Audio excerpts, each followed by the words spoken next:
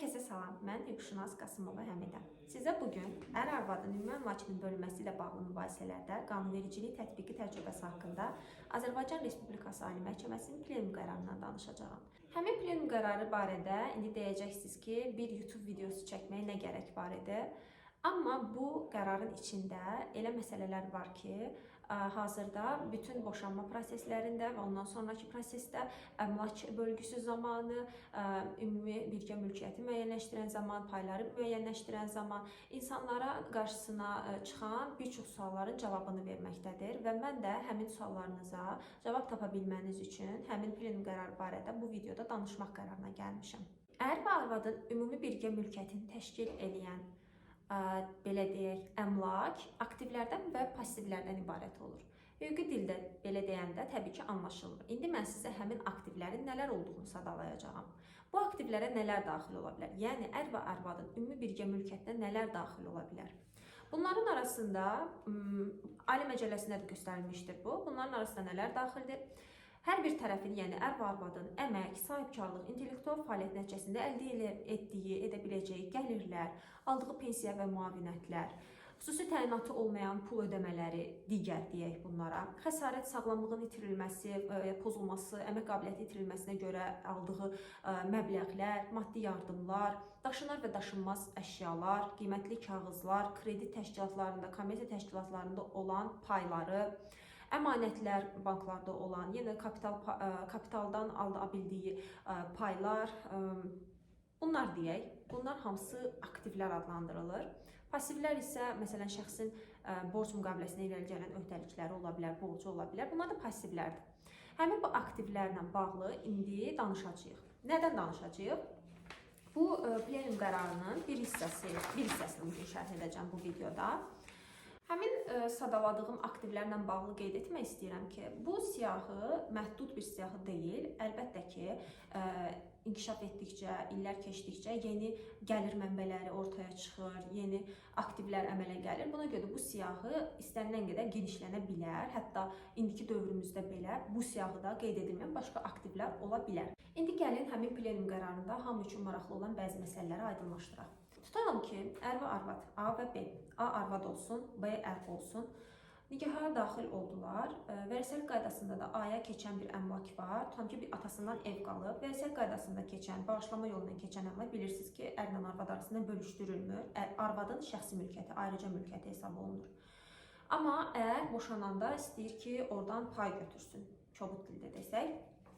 Bu nə vaxt buna yol verilə bilər, nə vaxt qanunverici buna yol verə bilər, bunu izah edəcəm.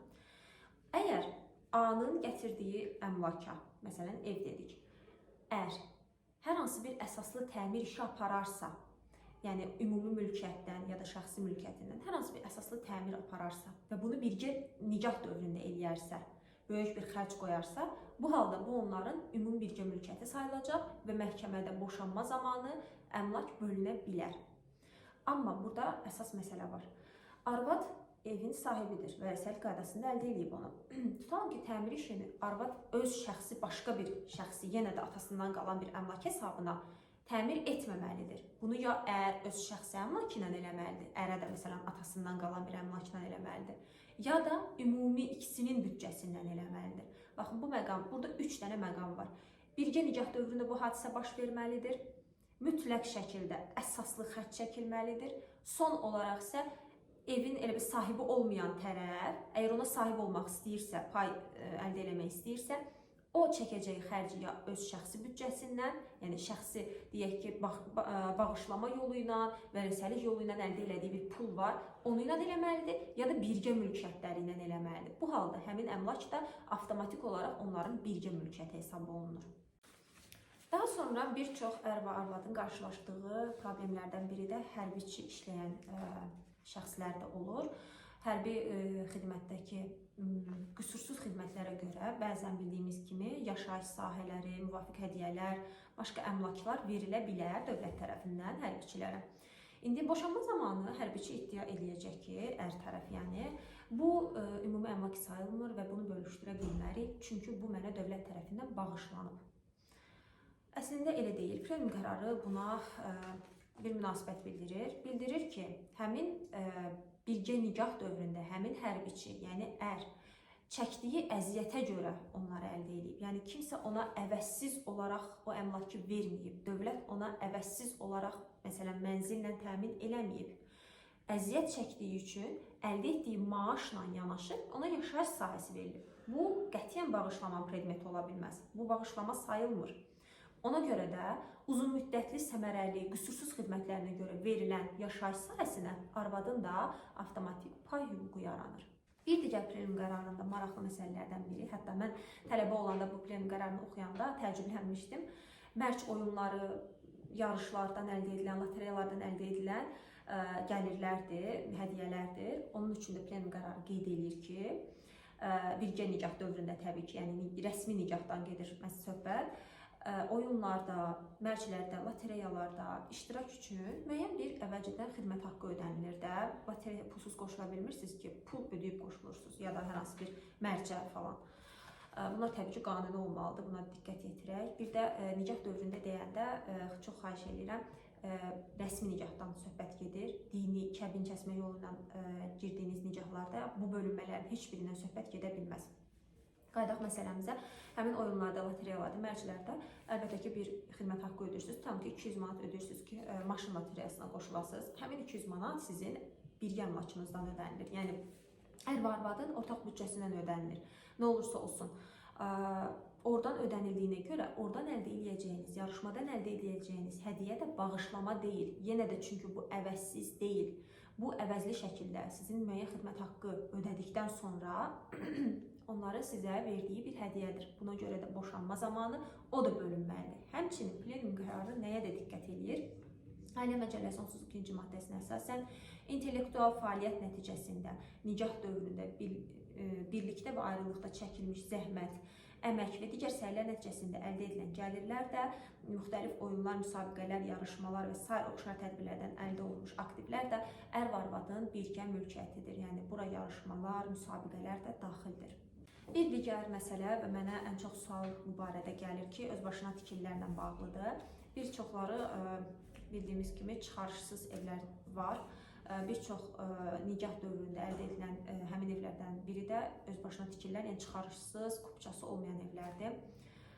Onlara kupça alınmadığı müddətdə sual verilir ki, ər və arvad arasında birgə mülkiyyətdirmi? Yəni boşananda bölünə bilərmi? Plenum qərarı ona da münasibət bildirir. Qeyd edir ki, özbaşına tikinti aparmış şəxs ona mülkiyyət hüququ əldə etmədiyinə görə həmin tikili müstəqil daşınmaz əmlak kimi ər və arvad arasında bölgünün predmeti ola bilməz. Bu nə deməkdir? Yəni, siz həmin əmlaka çıxarış, kupça almamısınızsa, boşanma zamanı ər və arvadın birgə mülkiyyəti sayılmadığına görə həmin əmlak aranızda bölüşdürülməyəcək. Amma bunun bir istisnası var. Bu da təminat qeydidir. Ola bilər ki, həmin torpaq sahəsi barədə hər hansı bir təminat qeydinə sahib olasınız ki, yəni gələcəkdə bu sizin adınıza keçəcək. Bu müqavilə ola bilər, sərəncam ola bilər, order ola bilər və s. ola bilər. Baxın, bu halda əgər bu nikah dövründədirsə və belə bir təminat qeydi nikah dövründədirsə, gələcəkdə bu əmlakın sizin adınıza keçmə ehtimalı varsa və amma sonra nikah dövründə bunu eləmədiniz, boşandıqdan sonra edəcəksinizsə, bu halda belə qanunvericilik nəzərdə tutur ki, arvadın, tutam ki, ərdə ev, arvadın həmin əmlaka payı var. Onun payını müəyyənləşdirir. Həmin əmlak mülkiyyət hüququ əldə edilənə qədər pay sadəcə müəyyənləşdirir. Mülkiyyət hüququ əldə edildikdən sonra isə həmin payı arvad qarşı tərəfdən tələb edə bilər.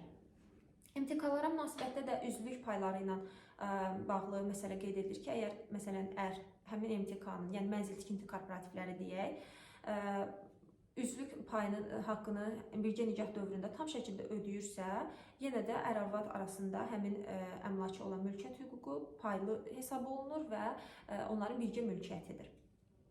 Patraf müqaviləsindən də irəli gələnlər üçün qeyd edir ki, patraf müqaviləsindən əmələ gələn qeydiyyat münasibətləri, yəni mülkiyyət hüquqlarının qeydiyyata alınması məsələlərində yenə də ümumi birgə mülkiyyət hesab olunur və ər-arvad arasında həmin əmlak gələcəkdə bölüşdürülə bilər. Bu çıxarış tipli məsələlərlə bağlı həmçinin qeyd etmək lazımdır ki, Tutalım siz gələcəkdə çıxarış alacaqsınız. Bir də görürsüz çıxarış almağa müraciət edəndə daşınmaz əmlakın reyestr xidmətinə, oradan sizə imtina gəlir ki, biz buranı müəyyən səbəblərə görə qeydə ala bilmərik və bu halda siz gedib inzibati məhkəməyə müraciət edirsiniz ki, çıxarış ala biləsiniz. Daha doğrusu çıxarışın alınmasını, sizə çıxarışın hazırlanmasını həmin müvafiq icra hakimiyyəti orqanının üzərinə dövlət məhkəmə qərarı ilə qoysun və sizə çıxarış verilsin. Bura sənəd toplayanda siz ola bilər ki, məsələn, həmin mülkiyyət hüququnu əldə etməyinizə imkan verən heç bir sübutunuz yoxdur. Bu halda bəzi insanlar fikirləşir ki, o vaxtı boşananda məhkəmə demişdi ki, həmin əmlak sizin paylı mülkiyyətinizdir.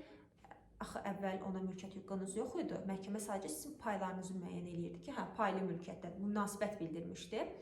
Və siz indi deyirsiniz ki, o çıxarışı mənə verməlisiniz. Çünki keçmişdə məhkəmə boşananda demişdi ki, o sizin paylı mülkiyyətinizdir. Məhkəmə belə deyibsə, deməli ev mənim imiş, mənim mülkiyyət hüququm varmış. Elə bir şey yoxdur. Məhkəmə sadəcə sizin orada payınızı müəyyənləşdirib. Məhkəmə o evin sizə aid olub-olmamasını orada araşdırmır. Çünki orada predmet ər və arvad arasında ümumi birgə mülkiyyətin müəyyən edilməsi, payların müəyyən edilməsi bunlardır. Çıxarış deyil, dövlət qeydiyyatınızın sübut edilməsi deyil. Ona görə də gələcəkdə boşanma ilə yanaşı çıxarış almaq üçün müraciət etdiyiniz zaman əvvəlki boşanma prosesinizdəki məhkəmənin sözlərini sübut olaraq istifadə edə bilməzsiniz. Bir digər məsələ çıxarışda kimin adı yazılması məsələsidir. Həmin bu birgə mülkiyyət hesab olunan əmlaka mülkiyyət hüququ alınan zaman ər və arvaddan birinin adı yazılır təbii ki. Bu demək deyil ki, tutalım sadəcə arvadın adı yazılıbsa həmin evə, amma o birgə əmlakdan əmələ gələn mülkiyyət hüququ münasibətidirsə, bu demək deyil ki, o ev sadəcə arvadındır. Məhkəmə boşanan zaman, əmlakı bölüşdürən zaman nəzərə alır ki, o birgə nikah dövründə əldə edilmişdir. Çıxarışda kimin adının yazılmasına asılı olmayaraq həmin ev ər və arvad arasında bölünməlidir. Plenum qərarını şərh etdiyi digər ən maraqlı məsələlərdən biri isə səyahət xərcləridir. Hazırda nəzərə alsaq ki, cütlüklərin bir yerdə səyahətə getmələri falan çox aktiv hal alıb. Buna da məhkəmə təcrübəsi münasibət bildirir. Qeyd edir ki, müxtəlif ehtiyaclar üçün birgə nikah dövründə həmin müxtəlif ehtiyaclar da dedikdə nə nəzərdə tutulur? Səyahətə çıxma, istirahət mərkəzlərində dincəlmə və s. Məhkəmə bildirir ki, bəzən məhkəməyə daxil olan iddiaların arasında həmin səyahət xərclərində istifadə olunan pul vəsaitlərinin bölünməsi məsələsi gündəmə gəlir. Bununla bağlı qeyd edilir ki, həmin pul vəsaitinin bir hissəsinin tutulması barədə iddiaların təmin edilməsi hallarına rast gəlinir. Lakin birgə nikah dövründə xərclənmiş vəsait artıq ər-arvadın aktivindən çıxdığına görə onlar bölgünün predmeti hesab edilmirlər. Yəni, ər ya da arvad gələcəkdə boşanan zaman tələb edə bilməz ki, mən səni istirahət aparmışdım, bu qədər pul xərcləmişdim. Mən onu geri istəyirəm. O artıq sizin ümumi əmlakınızdan çıxmış xərcdir. Ona görə də onun tələb edilməsi qeyri-mümkündür.